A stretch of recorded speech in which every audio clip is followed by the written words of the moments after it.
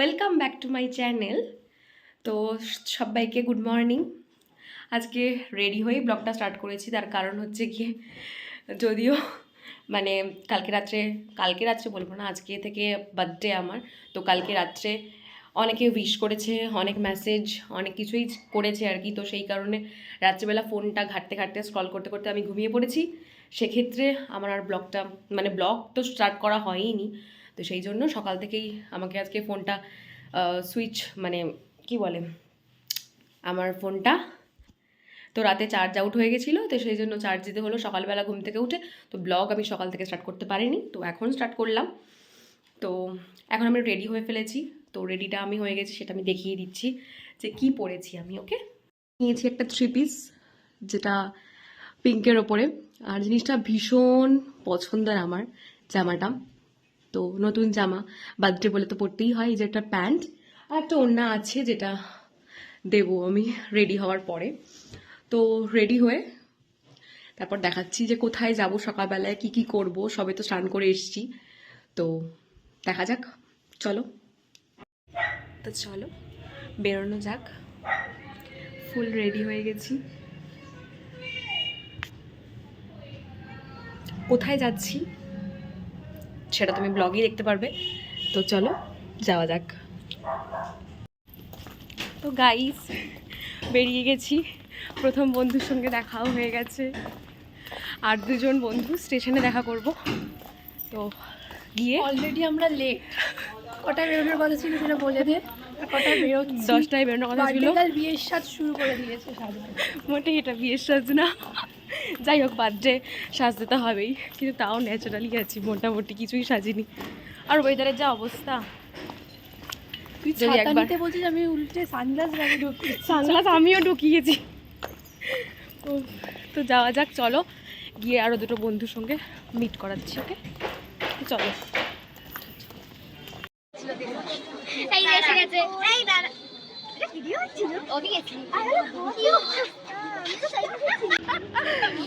চলো এসে গেছে সবাই, এবার আমরা যাবো। এই আমার মা আবার খুলে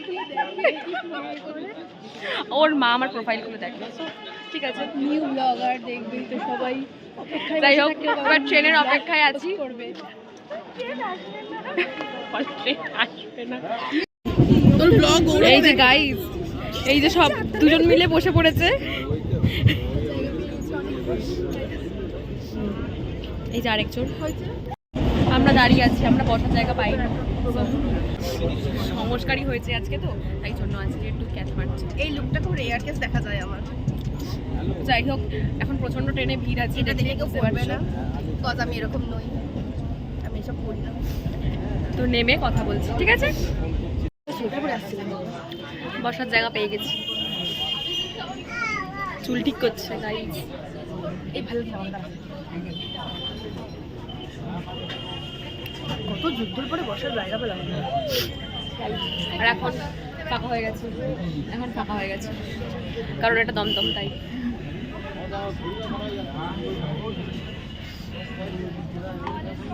যাওয়া যাক, তারপর দেখছি।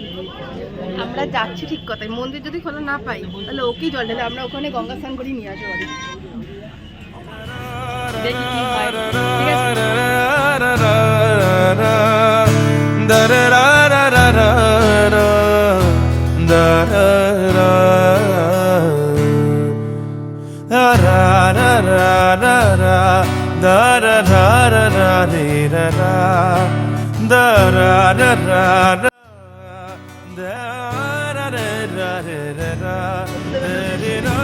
গঙ্গার ঘাট একটা আলাদা ইমোশনের জায়গা।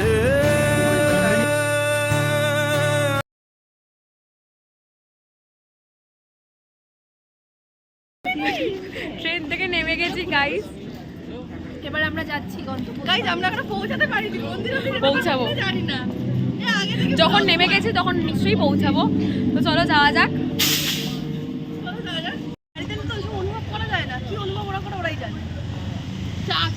কি সুন্দর ঘাটটা।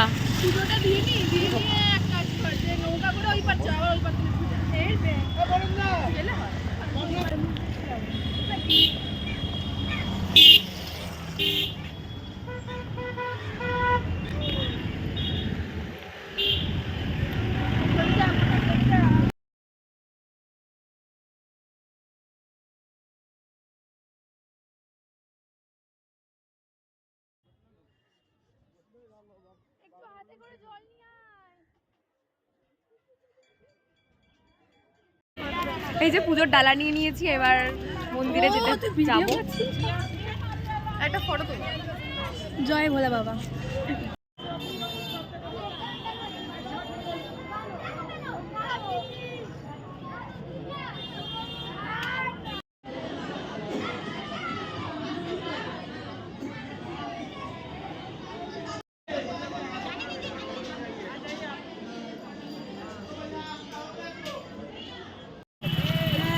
পুজো দেওয়া কমপ্লিট, আর এই তো ফোনে ব্যস্ত হয়ে গেছে। ভালো করে পুজো দিয়ে দিয়েছি, আর ইনি এখন ডাব খাবে। না না না, বিনা কাজ না, শ্বাস পুজো দিয়ে এবার মনটা একটু শান্তি লাগছে। জল টল খেয়ে নিয়েছি, খেতে প্রসাদ। চলে এবার কিছু খাওয়া যাক, খেতে হবে, প্রচন্ড খিদে পেয়ে গেছে। শ্রেয়া তুই কটাকা পাবি?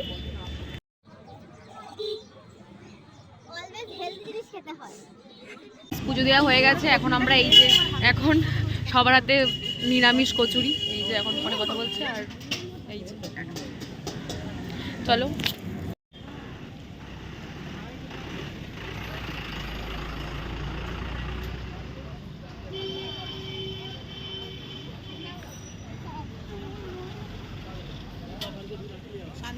এখানে একটা মজার জিনিস, এই লোকটা মনে হয় প্রেমে অনেক ব্যথা খেয়েছে, তাই জন্য গাঁজা টানছিল, সেটাও তুলে নিয়েছিলাম।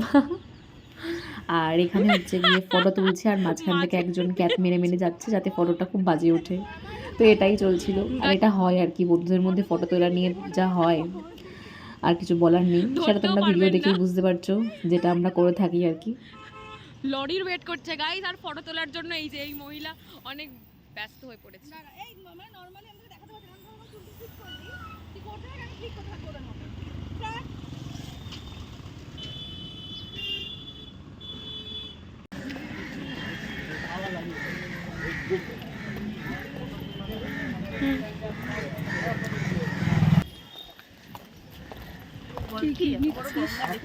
ইয়েস, আমরা এখন যাচ্ছি কোথায়? আমরা যাচ্ছি লালুগুলোর উদ্দেশ্যে। জানি না দোকান খোলা আছে কিনা। এখন আমরা এখানে বাউন্ডুলের সামনে চলে এসেছি, যেটা বাগবাজারের স্পেশাল। এখানে সবাই প্রি ওয়েডিং করতে আসছে, আসলে বিয়ের মান তো। এই যে হ্যাঁ সিরিয়াসলি, এখানে সবাই প্রি ওয়েডিং করতে আসছে। আর এই যে ফেমাস বাউন্ডুলে, আমরা এখান থেকে চা খাবো।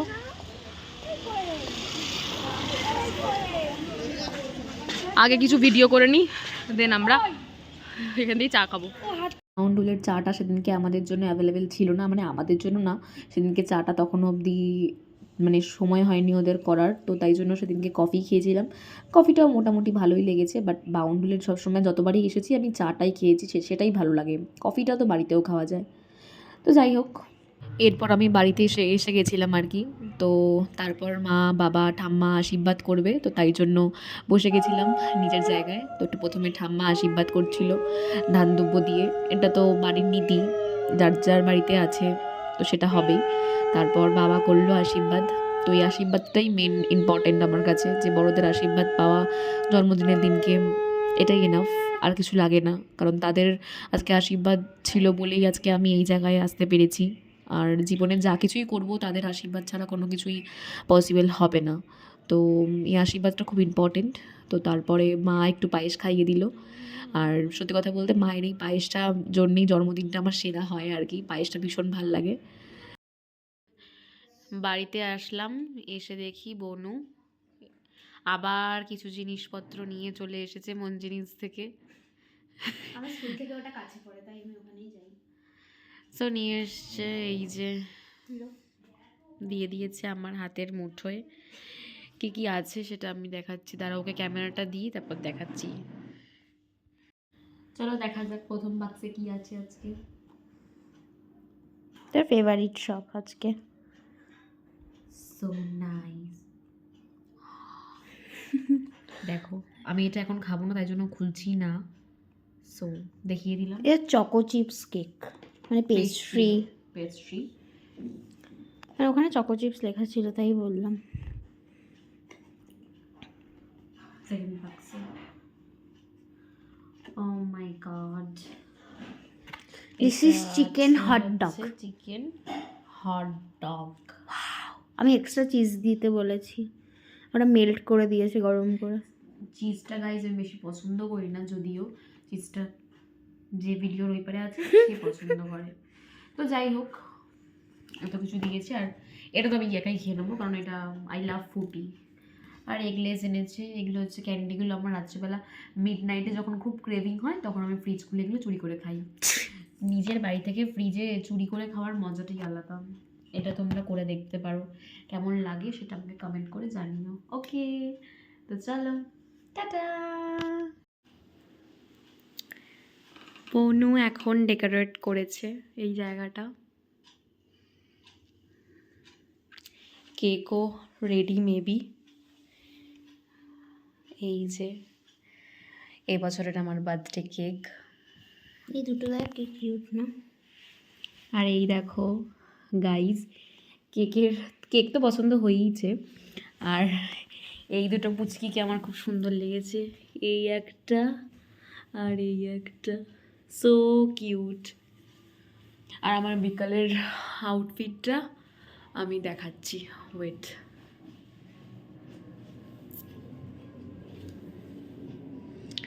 এই যে এটা আমি বিকাল আজকে পরেছি, যেটা আমি কেক কাটিং করব, এটা পরে। সো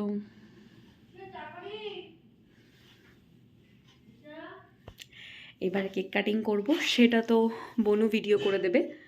তো আজকে দিনটা এভাবেই কাটছে। তো চলো কেক কাটিং করব, সেটা দেখাবো।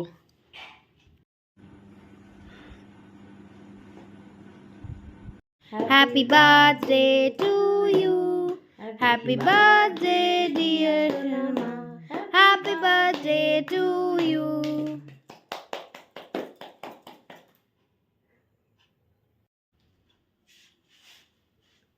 তুই দেখাও। এই যে গাইস আমার বার্থডে কেক, যেটা কাটা হয়ে গেছে। মানে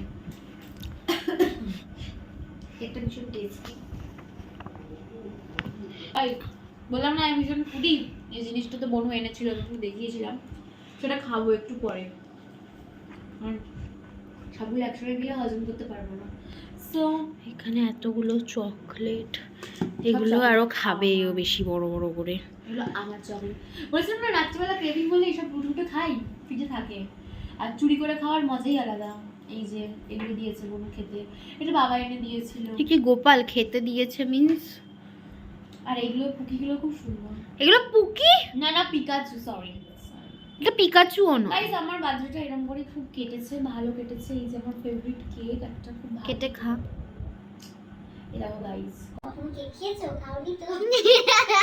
এই দেখো গাইস, কেকের ভিতরে কত কিছু আছে। দেখো গাইস, কত জেলি। এই দেখো গাইস, দেখেছো? সিসি দেখো, খাবে এবার। এই ফুডি চ্যালেঞ্জ।